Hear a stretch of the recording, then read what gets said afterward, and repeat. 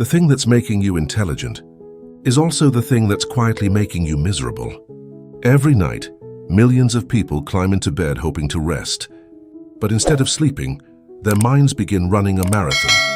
They replay conversations from 3 years ago. They imagine disasters that haven't happened. They analyze every text message, every facial expression, every decision they've ever made. Their bodies are exhausted, but their brains refuse to stop. If that sounds familiar, you're not alone. In fact, some of the most thoughtful, creative, and self-aware people in the world struggle with exactly the same thing. The question is why? Why do some people seem capable of turning off their thoughts, while others feel trapped inside an endless loop of analysis? Why can one person make a decision in seconds, while another spends days mentally reviewing every possible outcome? And perhaps most importantly, why does overthinking often feel impossible to control, even when you know it's hurting you? The answer lies deep inside human psychology. Most people think overthinking is simply a bad habit. They imagine it as a weakness or a lack of self-control. But psychologists have discovered something surprising. Overthinking is often not the result of having too few mental resources. It's frequently the result of having too many. The same brain that helps a person detect patterns, imagine future possibilities, and understand complex situations can accidentally become trapped in its own thinking process.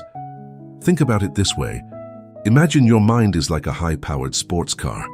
For most people, the engine runs at a normal speed, but for chronic overthinkers, the engine is constantly revving. Even when the car is parked, the engine keeps running. Even when there's nowhere to go, the mind keeps searching for another problem to solve. This happens because the human brain evolved to protect us. Thousands of years ago, survival depended on anticipating danger before it arrived. The people who could imagine threats had a better chance of staying alive.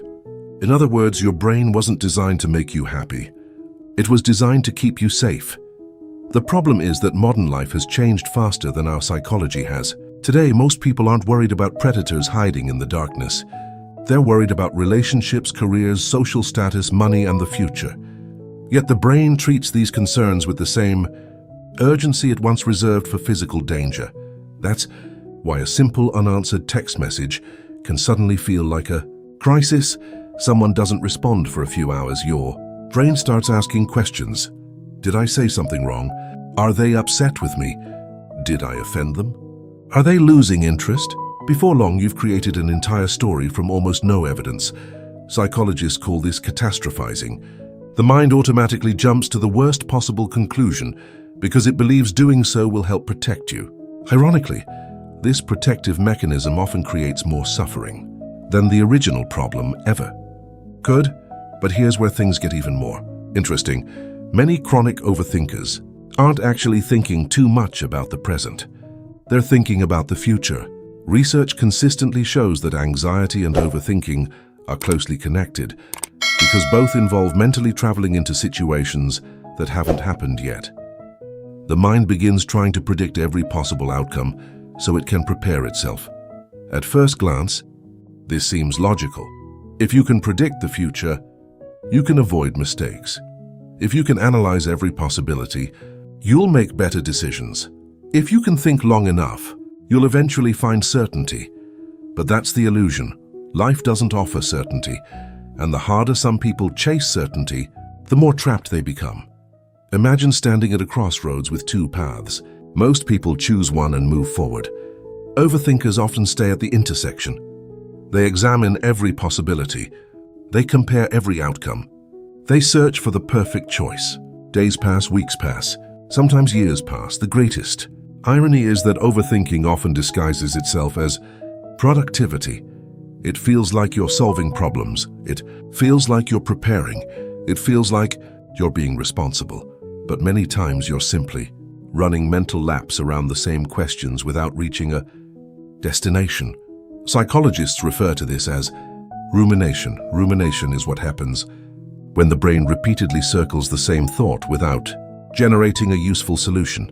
Unlike productive problem-solving, rumination creates movement without progress. It's like rocking back and forth in a rocking chair. There's plenty of activity, but you're not actually going anywhere, and this habit can become addictive. Why? Because every time the brain encounters uncertainty, It believes one more thought might finally solve the problem. One more analysis. One more scenario. One more mental review. But the solution never arrives. The cycle continues. The mind becomes both the problem and the thing attempting to solve the problem. This is why some of the smartest people often struggle with overthinking the most. Intelligence gives a person more mental tools, more imagination, more awareness, more possibilities to consider. Unfortunately, it also creates more opportunities to get stuck inside endless mental loops. And yet, despite all this suffering, overthinking isn't always a sign of weakness. Sometimes it's a sign that someone deeply cares. They care about making the right decision. They care about avoiding mistakes. They care about protecting themselves and the people they love.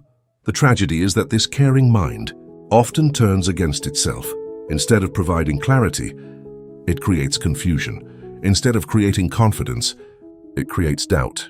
Instead of producing peace, it produces exhaustion, and that exhaustion can become overwhelming.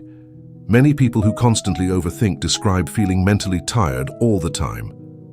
Not because they're physically working harder than everyone else, but because their brains rarely get a chance to rest. Every conversation becomes an investigation. Every decision becomes a debate. Every uncertainty becomes a puzzle demanding immediate attention.